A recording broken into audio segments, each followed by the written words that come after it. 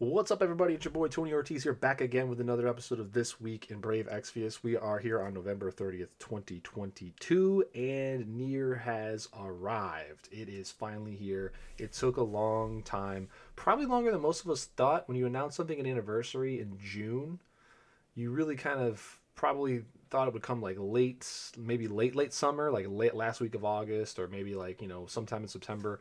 But no, they waited. They wanted to package it with Clash of Wills. They wanted to give us a boss that was related to Nier in some way, which is interesting. We'll talk about that in a minute. However, it didn't go as well as most people were hoping for, and I say that as my own personal opinion. The community's opinion is probably somewhere in the middle. But what we want to discuss tonight is not only what the event did right, but also what it did wrong, and how they haven't learned some of the lessons that they should have learned from the last time they had a double premium collab event. Same calendar year, actually, about 10 months ago, 9 months ago. And we'll talk about that, and we'll talk about all the other stuff.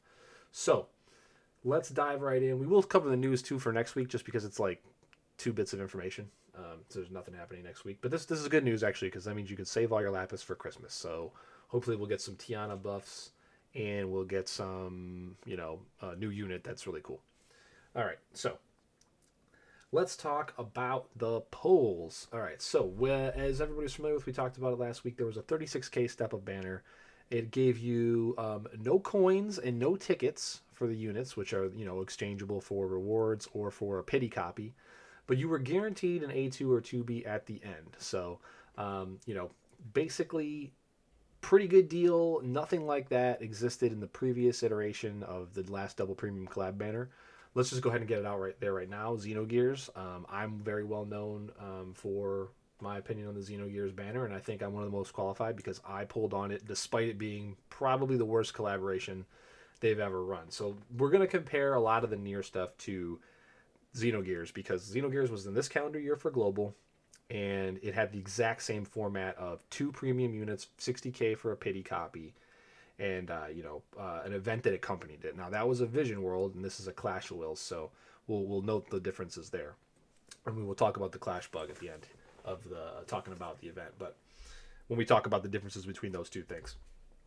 But that 36K pity was a pretty good way to give, especially newer accounts, like a chance. There is a small chance that I might be able to, stream from my other device with my alt account, but I did pull it on my alt account.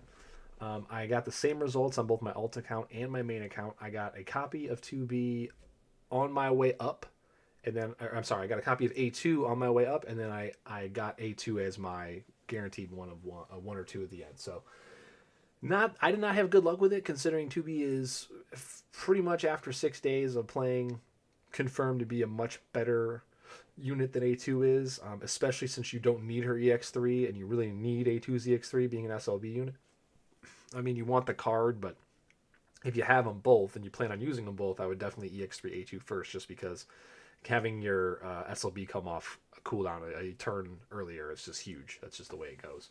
SLBs, I think, in general, have been over hated on. However, there's a correct way to use them, and there's a correct way to not use them. And I think NVAs are the correct way to use SLB units. It saves them money because they don't have to make a brand new sprite. Maybe they just put some glowy aura around the character.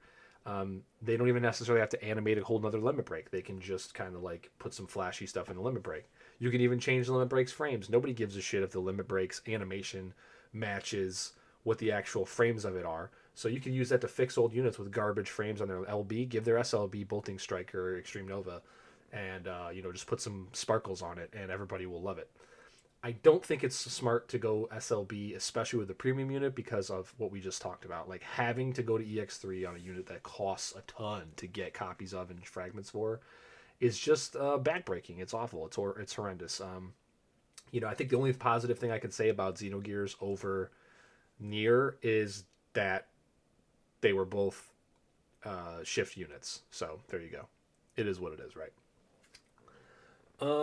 Yeah, okay, so there's that. So 36K bundle, I think, was a cool thing to do. Let's new accounts have a chance and get one for sure. I think you get about 40K just from creating an account if you go through all the basic shit without even touching the story. So that's cool. That means you can make a new account right now, and you can re-roll it until you pull two 2Bs or three 2Bs or whatever on it. It had a guaranteed IV on each step, which makes it feel a lot less bad as well. Even if you get a bunch of trash, at least you had a dice roll at getting something very, very useful. So it actually, on my account, my alt account, I actually got a couple units that I was really hoping to get off banner sometime in the future, but I didn't have any plans for getting now. Like I got a Sakiko, I got I think I got a Van Harma or something like that. I don't know. I got a couple cool ones on my alt account on the way up that were nice. I finally got my Dark Fina. I got my Dark Fina on somewhere. I don't remember if it was in the 36K or if it was in the 60K for 2B that I went with, but so from there I went and I pulled 2B. I streamed it all live here. Unfortunately, not going to upload the VOD. There's music in it and everything. But I then did a 60K to pity I committed to doing for 2B. I was considering switching in the middle because you can do 5 laps of either of their 2 banners, and you'll get the same tickets, of course.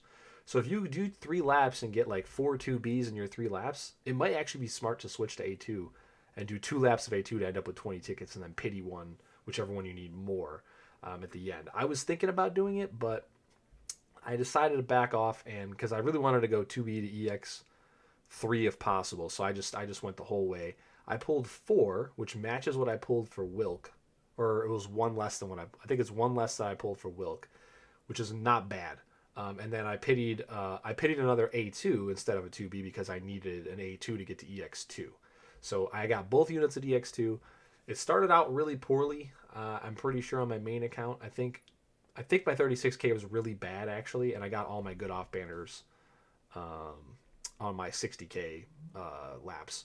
But I'd say overall, I give my pulls about an 8 out of 10. Not as good as Wilk, but that 36K bonus is pretty cool. Getting a whole unit for like a little over half the price, and then if you spike one on your way and getting 2, that's pretty good. Much better than Xenogears. There's no way around that. Let's talk a little bit about how you can get your extra fragments. So the extra fragments that would normally be in the VIP shop a little bit later are already there on day 1. They are premium priced, so you need, I think it's 6,000 to buy 10. Is it 300 per? 6,000 to buy all 10, so 50 total for each. So it's 3,000 per unit, I believe. Yeah, 300 per stack, 10 stacks, 3,000. Yeah, so 6,000 VIP coins, which is a lot. I had just enough to grab it. Actually, no, I think I had a few thousand extra. But I mean, I have a lot of VIP coins left over from way back in the day.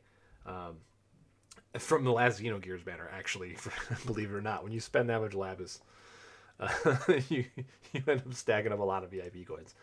And then the coins that you get from the step-ups are also available to buy fragments with. The only thing that was a little awkward was that we didn't get an A2 old copy of the original unit for free. So if you wanted an A2 and you wanted to buy all 10 stacks of fragments for both units, you needed to pull one extra rip on one of the banners for 2,000, and then that would get you another coin to buy an A2. They gave us a 2B for free, but they did not give us an A2 for free, the old 7-star units. And I wanted one for completion's sake, so I went ahead and grabbed one. So I spent a total of 98,000 to get everything I wanted from the banner and some extra stuff like a Dark Fina and some other decent fragments for other units I was looking to get all the way up top, right? I think I got a Jacked as well, which is funny because I already have EX3, shit like that. So yeah, I give it about an 8 out of 10. Not the best I pulled. I think my Wilk pulls were better. Because I got an extra copy, which means I got a copy on every single step. This one I only got a copy on all but one step. So I think that's enough to bring it down. But I think that when you compare it to Xenogears, it's way, way, way better because you had the 36K option and also you had fragments available. Now Xenogears, if you recall, or if you weren't playing at the time, had 0 fragments available from anywhere and not on a time delay, literally just none. You could not get Xenogears fragments at all. They were not available in the coin shop from pulling on the banner, and they did not put them in the VIP shop. And a lot of people were upset about it. It was basically robbery. And unfortunately, also, at least A2 is a pretty decent unit and she has some flaws, but she has some uses. Id from Xenogears was dead on arrival. Literally worse DPS than most units available in the game, and he was also locked to a single element in fire.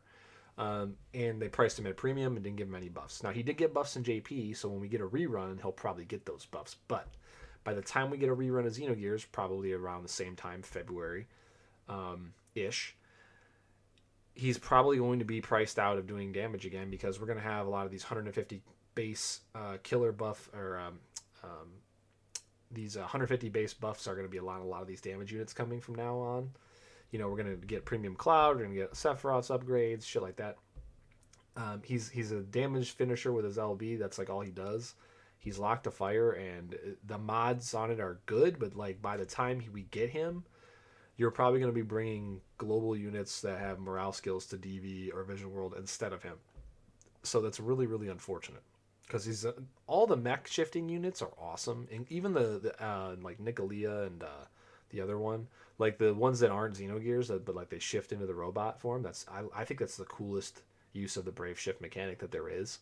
And I really want these Xenogears units to have something, and they're probably not going to be able to be used anywhere. Like the new Ellie will probably be used because of the nerf that they're going to make to physical magic-based damage, counting in the magic-based DVs and Vision Worlds. But I think the two old units and Satan are going to be dead, basically dead. Like unless they get massive buffs. So like Graf needs buffs. He didn't get him in JP. Maybe we'll get him in Global. It needs buffs in addition to the buffs he got in JP. Satan definitely will need buffs when he gets here, and I think Ellie even is going to need some buffs because if we get a global exclusive mage that actually does damage with magic between now and then, she's probably not going to be used unless since she covers 4 elements, maybe she still will be, but probably not. Another thing they need to do for Xenogears as well is they need to buff passively to give each of the robot shifted forms the ability to equip a weapon. Having to waste a materia slot on equip claw or equip sword or whatever, or equip katana when the freaking robots in the game are using those things and they lose so much damage by not being able to do that because they don't get a modifier, they don't get a variance modifier because they don't have a weapon equipped. It's just a huge cut to their damage potential, So hopefully, Fenrir will be able to equip a katana passively. Hopefully, God, what's the name of Ellie's gear? I can't even remember. Vierge, Vierge, I think. Vierge should be able to equip rods because that's what those two guys equip in the game. And then they should go back and retroactively have Graf and Id be able to equip a claw or a fist weapon because they punch and kick and all that. And then that will fix a lot of the problems. Like they probably only need to give them some stat adjustments and then just those passives, and I think they'll be okay. Because if they're able to use two-handed variants, Graf was already a really good imbuable finisher. He's a little dependent on like Roka and like if there's one other unit I think that can reduce cooldown. To be able to finish 2 turns in a row, he needs some kind of cooldown reduction. But finishing every other turn isn't terrible, and I think you'll be able to see him be used in DV and Vision World if he gets just like these subtle buffs I'm talking about. So it's going to be tough to say how it's going to work out. In terms of longevity, it's going to be impossible to predict how long the Nier units will last for.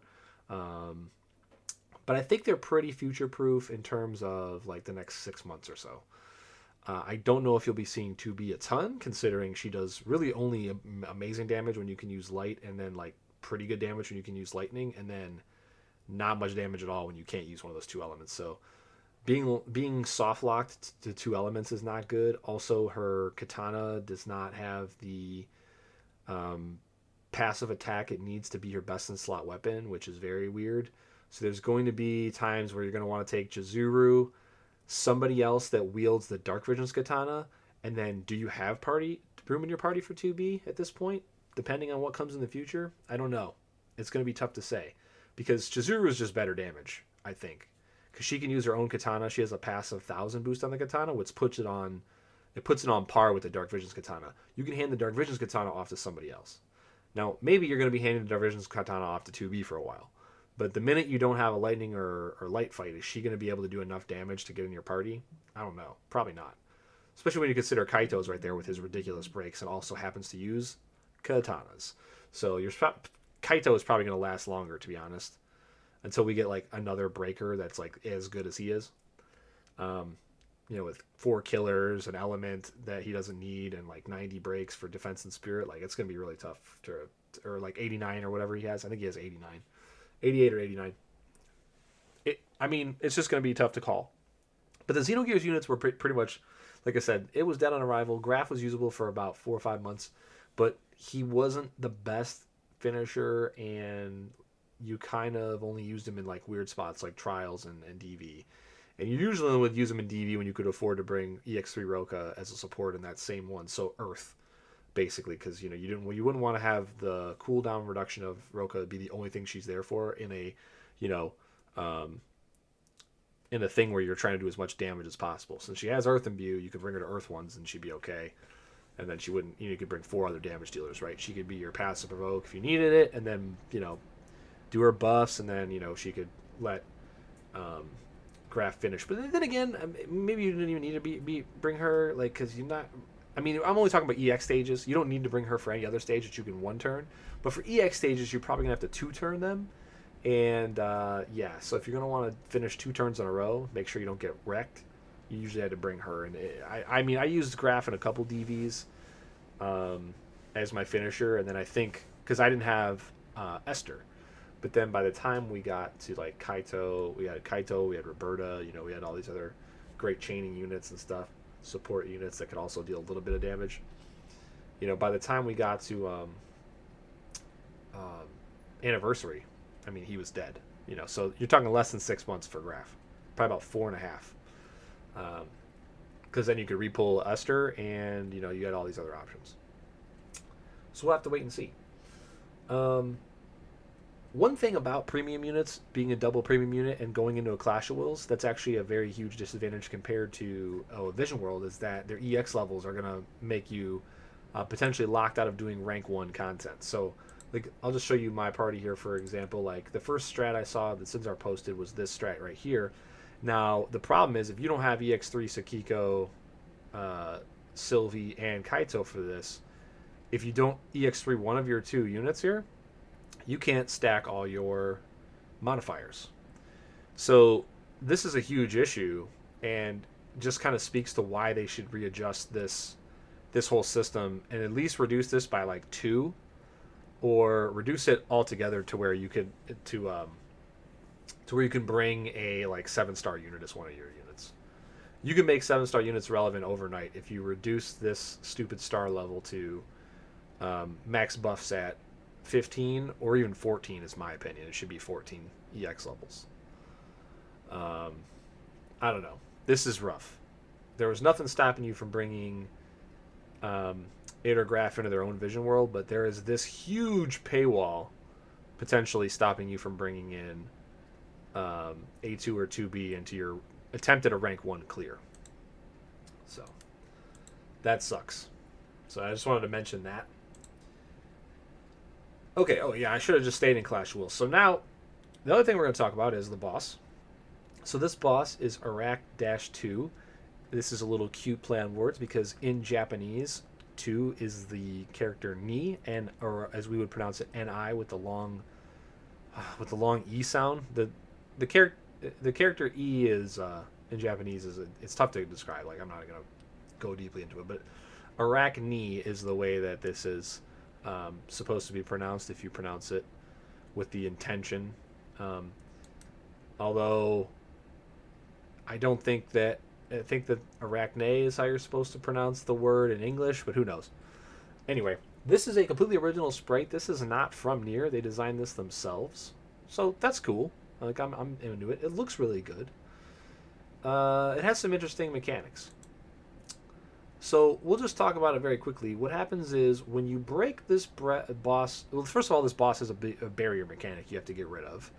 Then it also has a mechanic to where if you have all the mods on, and it has the HP lock at 50%, as you can see here. After you push that 50% HP threshold, it's supposed to then heal itself by a massive amount. Which makes the fight longer and more challenging. Now, It does not always work. Some devices it works. Some devices it just doesn't happen, and she stays at 50%, and then you can go on to clear the fight. Unfortunately, this bug means that if you're trying to follow some strategies for rank one, um, well, I mean, you might not be able to do it until they patch it. Now, we thought they might have fixed it yesterday, because that's typically when they add in all the banners and stuff, and they do like hot fixes if needed. But as far as I've seen online, it is not fixed. So we're gonna have to hope that this is fixed over maintenance. Now, it could very well be that like I said, I'm assuming the heal is intentional because and the way it's supposed to work. Because why would you put in a heal mechanic if it wasn't supposed to heal itself on the HP lock? Now, if you dive into the AI maybe, and the AI has a heal on a specific action, like if you deal elemental damage that isn't the elements that it's weak to, maybe that's when it's supposed to heal. Okay, maybe then that's the way it's supposed to work. But I think since I've done it a couple times without triggering the heal with a different way to trigger it outside of pushing the threshold, I think that it's intentional for this boss to heal itself after you push the threshold. So, has it been that long since FF15's been out? I don't know. I've never played FF15. I've only watched a review and then like seen a little bit of gameplay. Not my thing. But yeah, I mean, the thing about it is I can't reproduce it besides pushing the threshold and then letting it heal. So some people are kind of wondering like why this happens in certain versions of the app, why it happens on certain devices or not. That's a bunch of programmer jargon, and I'm not a programmer myself, but let's just say this. Not all versions of the game are the same, especially they run on different operating systems.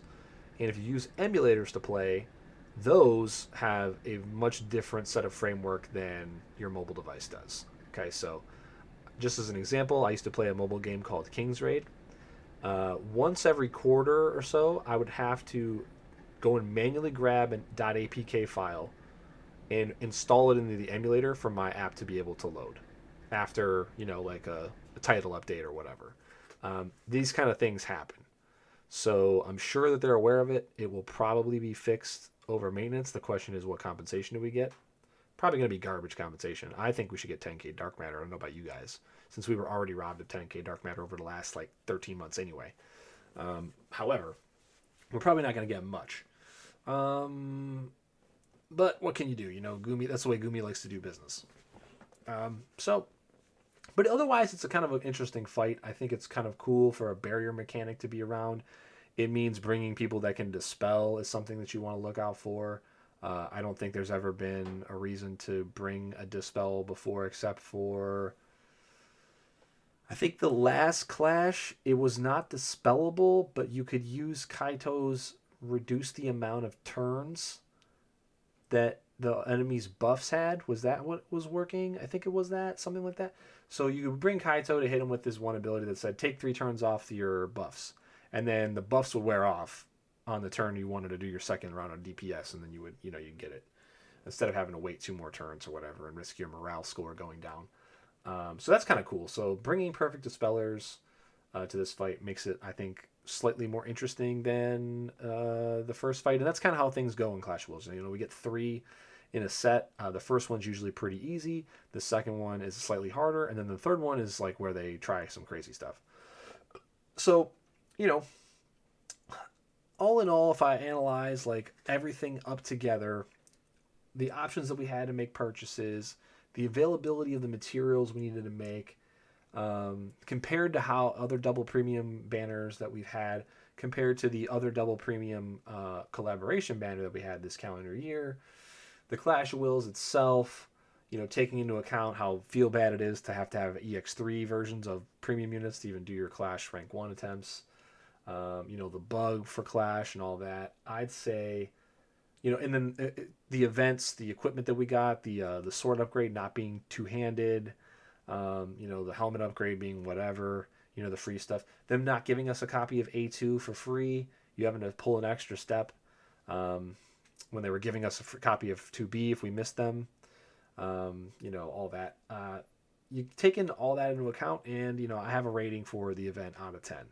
One other thing I'll mention is that there was a lot of 210 copies floating around. So if you missed Snow Bear last Christmas or the Christmas before, You could get a bunch of 210s and you can get mechanical hearts. So if you need a counterattack heal for any kind of fights that you're trying to do, that's kind of cool to have that back as a 3-star unit that you can get a ton of and probably get 2 or 3 mechanical hearts for free because you'll get like 60 of 210s if you just pull your daily pulls and you do like one full step up.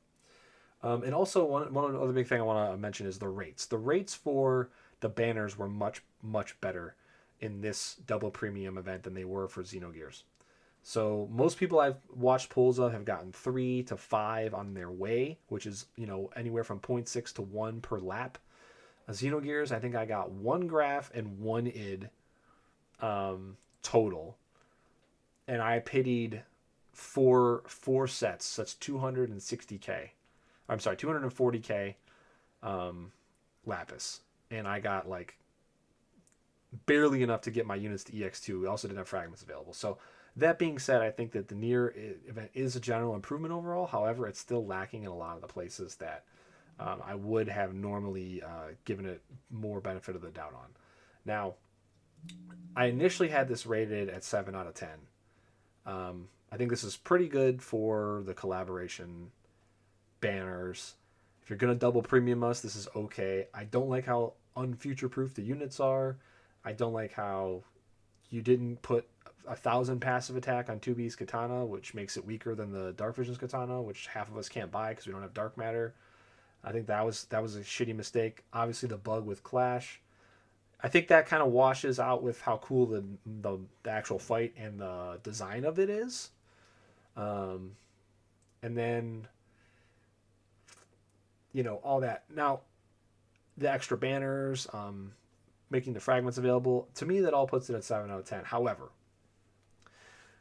I'm comparing it to previous versions, and I deducted a full point off of my 7 out of 10 base score and put it down to 6 out of 10 because Xenogears was double premium in February of this year. They learned a lot of lessons. Very rarely have we seen them screw us over on fragments in the shop since then. Players were very upset about it. A lot of people didn't pull because of that.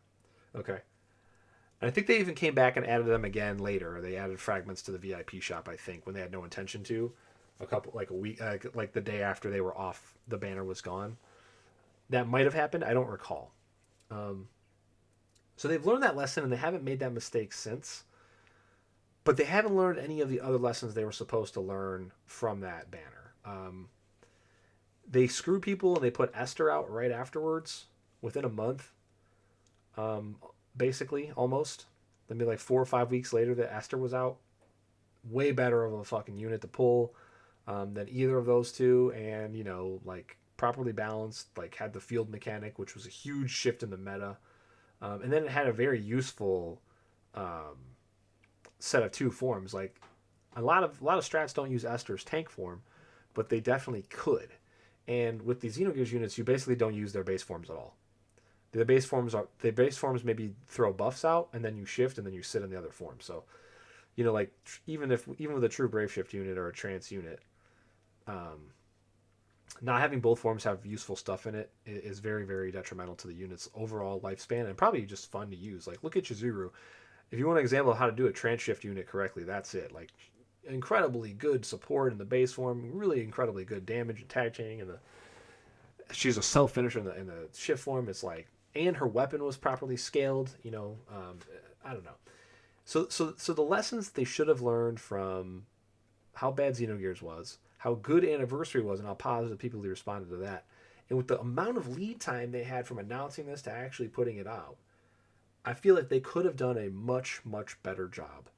And I think I'd have to deduct it a point because the potential to make a 7 out of 10 a C average event, I think, was well within reach, and I think that they cut corners and they didn't give us enough to warrant a C score, a 7 out of 10 score. So I'm moving my score down to 6 out of 10 for Nier.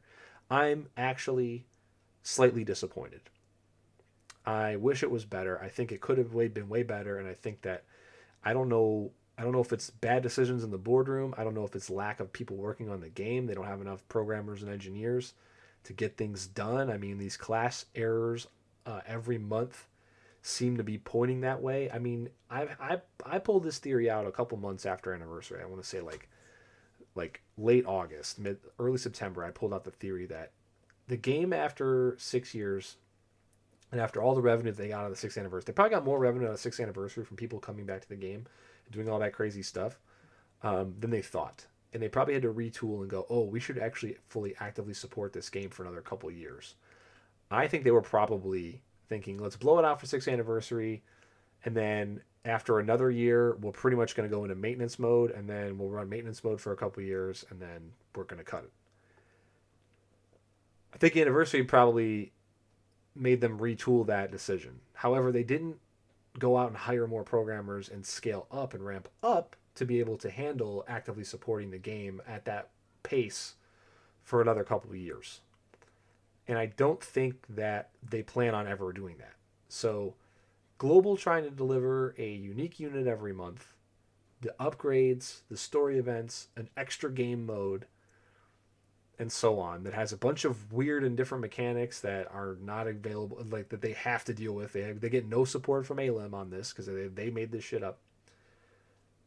All of that doesn't leave a whole lot of room to look at quality of life upgrades, put old bosses into COV, and so on. And I think you're just going to find a lot more of that. You're going to be finding a lot more of, wow, they could have done so much better with this. I've seen them do a better job in the past. And I think it has to do with there's probably just not enough people working on this game.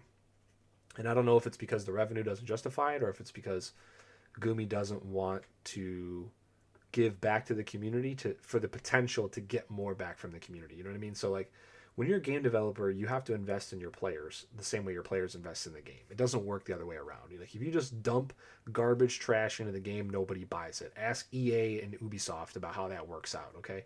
The only exception to that rule is FIFA, and even that's losing a ton of steam.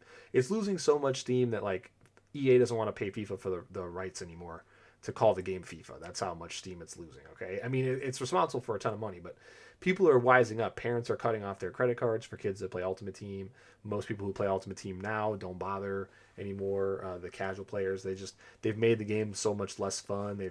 They've like put less games in. There's less modes in. There's less things for you to do, and it's just not worth the amount of money you put into it when you actually like look at what you would spend.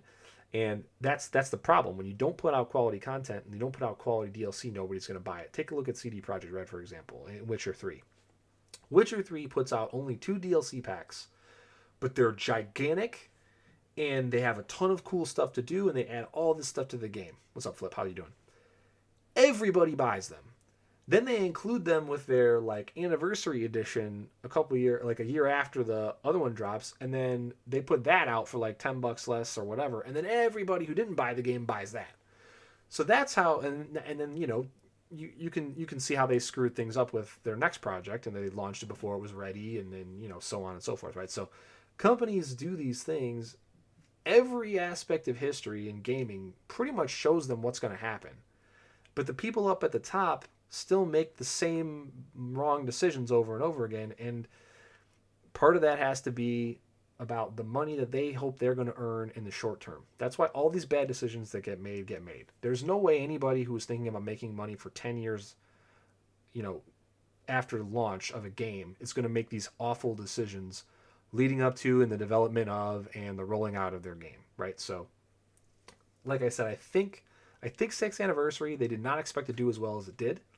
It did really well, and then instead of like kind of dialing back their support and how much they're going to work on the game, they actually decided to keep it where it was for a little longer. But they're not going to hire staff because that costs a lot of money, right? Like if they hired 2 more programmers, you're talking a couple $100,000 a year probably in salary and benefits.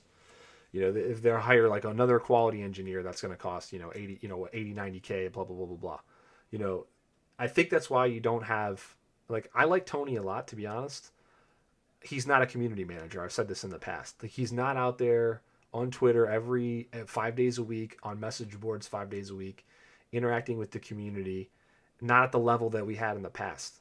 And it's not his fault. He's probably not paid enough money to do that. It's probably not in his job description. But the company stepping away from having someone like that, I think is a huge tell that they're not as invested in our feedback because they know they just can't implement most of it. they don't have the resources. And I don't know if it goes all the way up to Hiroki. I mean, he's the director. He's not the person on the Gumi board making the financial decisions. He probably wants more people to be able to work on his game, right?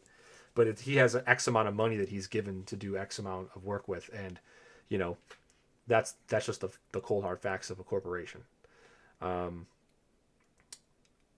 it just feels bad because this is the last, like I said, 6 out of 10 for me on this event. This is the last bit from Anniversary. This is what I think people who came back at Anniversary were sticking around for.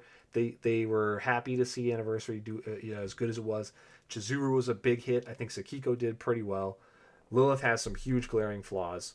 All the junk pulls in the middle in between were really bad. I mean, basically nobody getting buffs coming too late. Only Golbez's NBA not being nerfed, like pretty much saved like the last couple of months of stuff. And I think people were hanging on who came back for Nier. And if their Nier units are power crept in 3 months, or like you don't see any lightning or light fights in Caw for the next 3 Caws, or, I don't know, man. I think you're going to lose a lot of people in the winter. I think you will lose a lot of people before the next Clash season is over. So I think 4 months from now, if those Clash, if these units from Nier are power crept right now, and it's very possible that they will be because they're not future proofed at all. Just 2B's Katana alone shows you how she's not future proofed right now. It's just like I think Chizuru's better.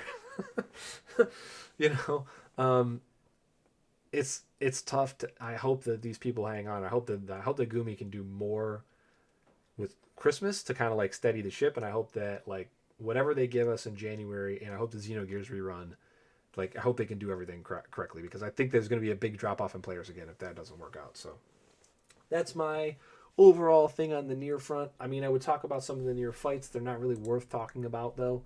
Let's just go. We'll go look at it real quick. I don't really count these in my evaluation because they're just nothing. There's a raid. Xenogears I think had a raid as well, or they had a farming event, whatever. And then there's one fight, and this fight is like super easy. I mean, I was trying to help Thanatos a little bit with it on Sunday, and we kind of got to a point to where we knew what you could do to kill it pretty easily. I made a Sylvie for him to use since he didn't have Sylvie, and then I was able to do it with EX3 Squall. You can do it in like an EX1 Chizuru. You can do it with EX3 Squall and like any tag chaining unit. You just have to take a couple extra turns. You might not be able to get the turn 5 reward, but the turn 5 reward is just a mystery crystal. It's not anywhere near as bad as losing out on 3,000 Lapis, like the event from last week. That if you didn't have the Final Fantasy 6 units to do, you lost out on 3,000 Lapis. Like that's way worse. So this at least was like, hey, if you're not gonna pull to the moon on Nier, we're not gonna punish you for it. This is a very doable set of achievements for most players, even if they have newer accounts, as long as like they have a friend or two that can set up a unit for them. Exactly, yeah. So it's all about having the right tag chain and then just bringing the right imperils and doing it in 5 turns. Pretty much any account will be able to do it in more than 5 turns. And then, if you have a friend set up a damage dealer for you and you have the support, you'll definitely get it in 5. If you have the damage dealers without high enough EX levels, but you have a friend set you up a support, you could probably still get it done in 5. You might just have to re-roll once or twice, I think. Because with two-handed variants, as long as you get some good variance rolls, you'll get there. I mean, pretty much everybody can make an EX3 Squall if they need it. And as long as you just do the Chronicle Battle, get Squall's upgraded weapon for them. You'll be able to burst on turn 3. Another good thing about Sylvie, so Thanatos didn't have a Sylvie. I made a Sylvie for him. He had an EX1 Chizuru, and I'm like, all right, cool. So the first 2 turns of Chizuru, you're not even shifting. You might get your LB by turn 3 anyway. If you don't, just use the 3x Bolting Strike chain ability. On turn 4, you will have it. Throw her LB, and with your Sylvie having nothing to do on turn 5 because Leaping Love is still active because you do it on turn 2, you refill the Chizuru's LB with her and Trust, you hit it again, you'll probably kill it.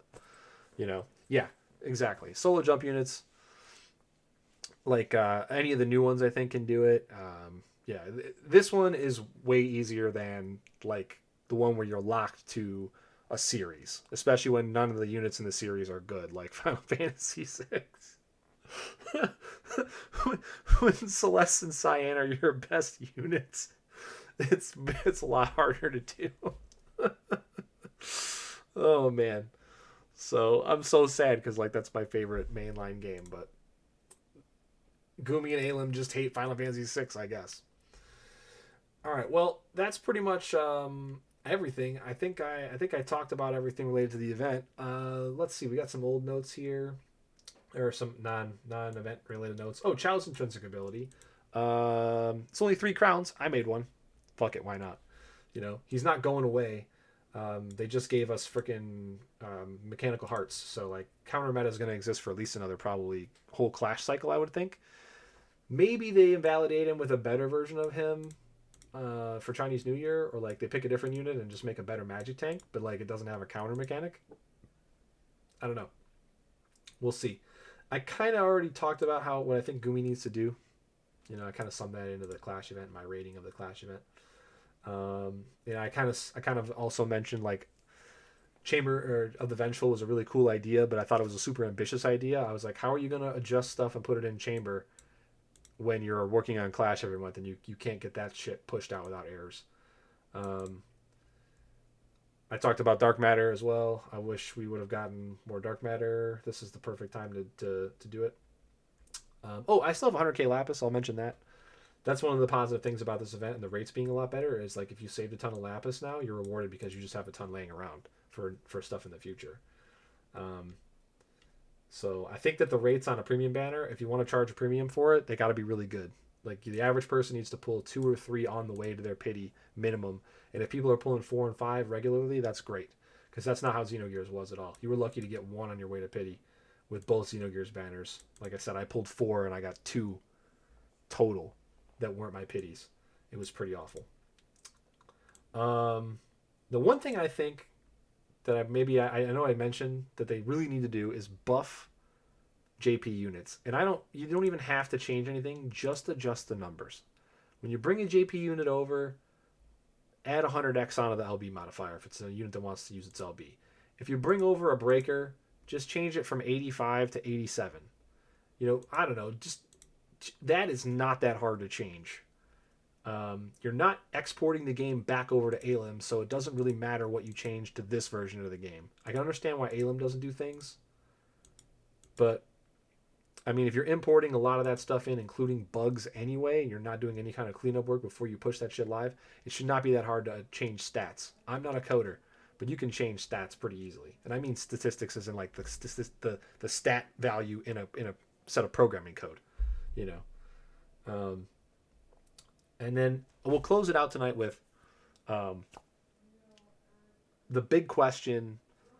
This kind of has come up because of the bug only working in certain versions of the app and on certain devices or whatever, or the bug happening or whatever, or the bug not happening, or who knows. But there's a lot of different ways to play the game because you have an Amazon app version, you have Google Play versions for Android, you have the iOS version, of course, and then you have all the different emulators and all the weird things that may go wrong with emulators. Personally, I can't play on an emulator because every time I load the app on an emulator, the app crashes whenever I start any kind of battle. Like I'll be able to load up this screen here, but then when I go to the Vortex or wherever and I start a fight, as the fight starts to load, it crashes. The app crashes. I've tried 7 different emulators. I've tried downloading the Amazon App Store version on each emulator, and then that I can't get completed, and it won't let me get the Amazon app version installed. So I've given up. But it wouldn't matter. The only real reason to play in an emulator, technically, there's all sorts of convenience reasons. The only technical reason you want to play on an emulator is because of macros. The question is, why do you even need macros to play this game? It is absurd to me that a game designed for mobile devices, so tablets and phones that all have touchscreens, all of which are designed in a very specific way to not allow 2 separate points of contact to count as 2 separate inputs and execute 2 different functions.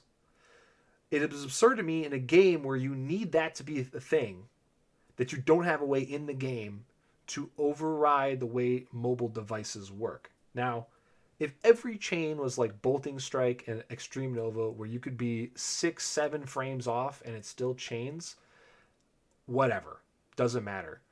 But there is no mobile device out there where you tap 2 fingers or 3 fingers at the same time within a frame of each other, and you get 3 separate functions. You get a unique function. So you get this. You get a expand and enlarge.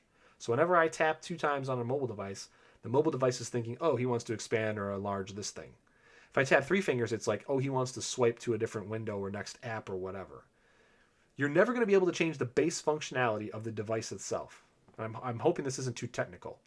But the game has chains like AR, SR, AMOE, and a bunch of other garbage ones, where if you hit this chain and you hit the next chain with more than 1 frame off, it does not chain at all.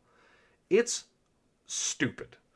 It might even be 2 frames, but the problem is like the input delay on a mobile device is never going to be as good as the input of like a physical controller with guts. You know what I mean? Like when you are sitting down at a gaming console and you can, even on you can go as far back as Super Nintendo and Nintendo.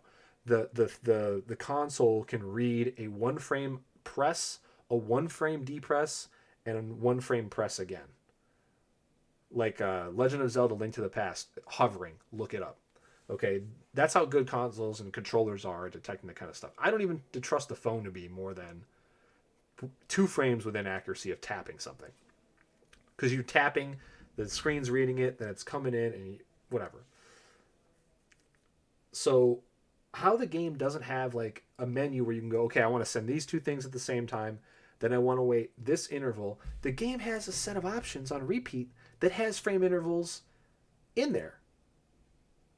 Like the technology, the framework in the game exists for this to happen in the game. They just don't want to design a UI for it. Like if you scroll down here to your repeat settings,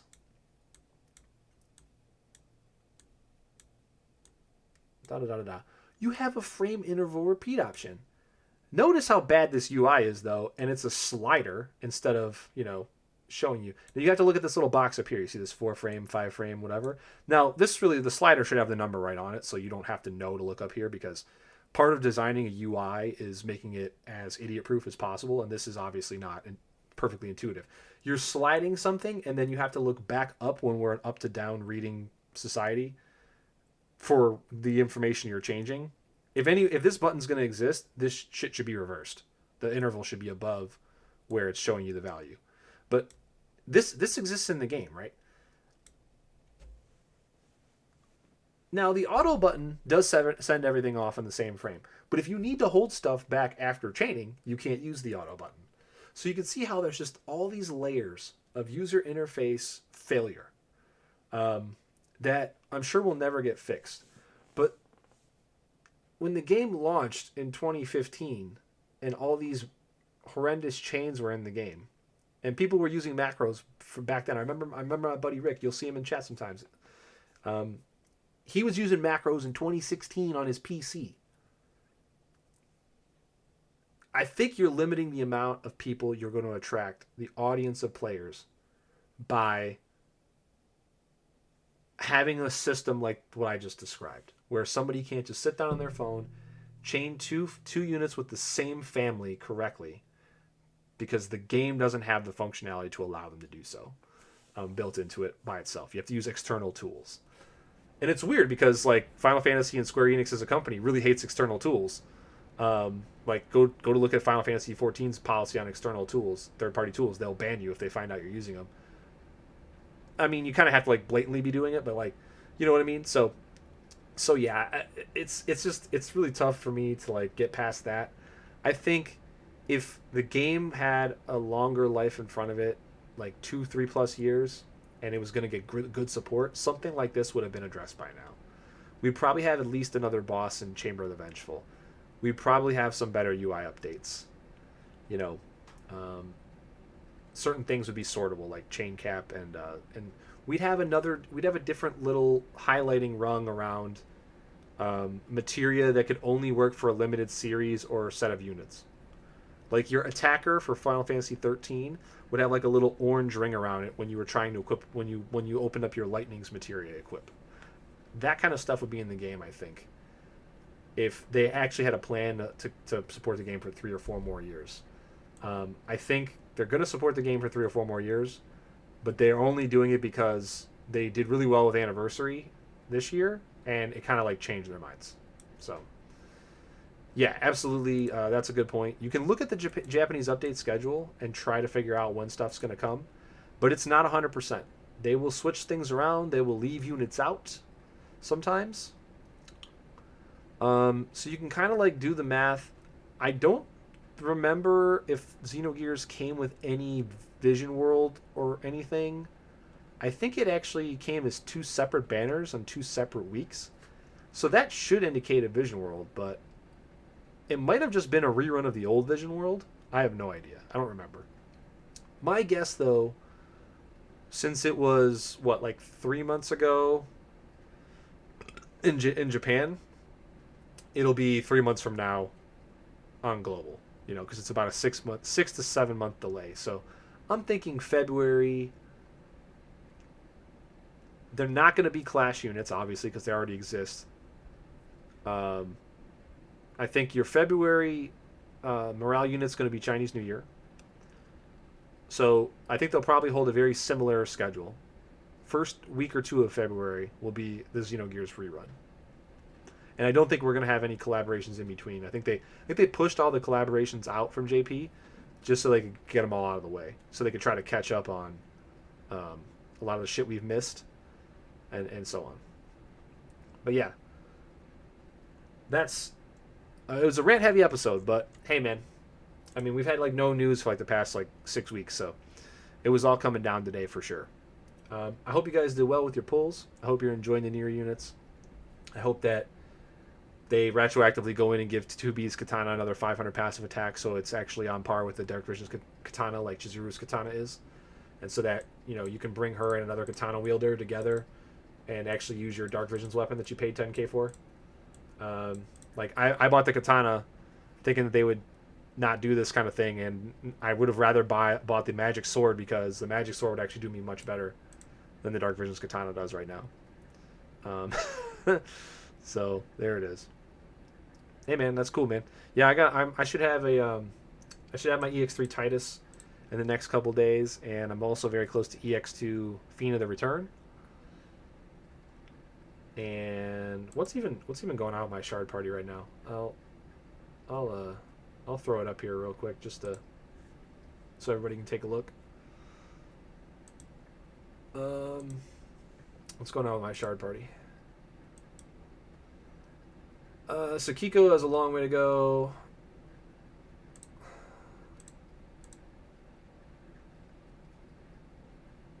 $139. My A2 is at much less. And then I think this is like 196 or something like that. 198. Yeah, so Titus I could have tomorrow. Potentially. And then who's coming in? Dark Fina, I think, is coming in for me. Yeah, I pulled a Dark Fina off on one of the random guaranteed NVs while doing the pulls this week. So Dark Fina's coming in. And yeah, that's probably how we're going to... I might take Fina out at DX2, but probably not. I have another one as well. So I already have 50. So I'm already 50 out of 200 on this. I used an STMR Moogle to grab her STMR when I pulled the 1. So I'm waiting for this to go to EX2 so that I can use the Moogle on the other one and then break it down. And this is at like 92, I think. 93? Yeah, so that's where my frag party's at, if anybody cares. All right, guys. To make this easier on editing, I'm going to drop the stream live on Twitch here. Hopefully, anybody out there on YouTube, if you want to come catch any of this live, you'll come. Hit me up on Twitch. The link is in the description to the channel. All my info is in the Twitch page, so if you're wondering what any of my extra info or whatever, I don't bother posting on YouTube. You only have a certain amount of characters in the description and so on. So if you want any of my info, it's on the Twitch page. Just follow the link, check the Twitch page. All my info is down there. We do every Wednesdays. We do this show. And we edit and upload it immediately. Sundays we do a variety stream, and then bonus streams are other days. Dark Tide, though, has just come out today, so I am definitely going to be playing that right now as soon as I'm finished clipping this up and exporting it. So come and join me over there for that. Warhammer 40k Dark Tide. But for anybody watching live, I will be dropping this for a second and pulling it back up just so it puts the VOD up for me on Twitch to highlight it properly and export it, and makes it easier. And then I'm going to be coming right back up, and we're going to switch everything to Dark Tide. About 10 minutes or so, we'll be playing some Dark Tide, okay? So if you guys want to check that out, see if it's maybe your thing, you want to maybe spend a little money on a game to play for the next few months while you're waiting for the next cool game to come out, come on over and join me with that. I'm going to be playing a lot of that for the next few months. I think until like the beginning of March, I don't think anything else is coming out that I have any interest in. So it's going to be a lot of Dark Tide on the channel. And maybe we'll play some retro on Sunday. Final Fantasy 4, something like that, maybe. All right, guys. You take care. We'll see you next week on This Week in Brave Exvius.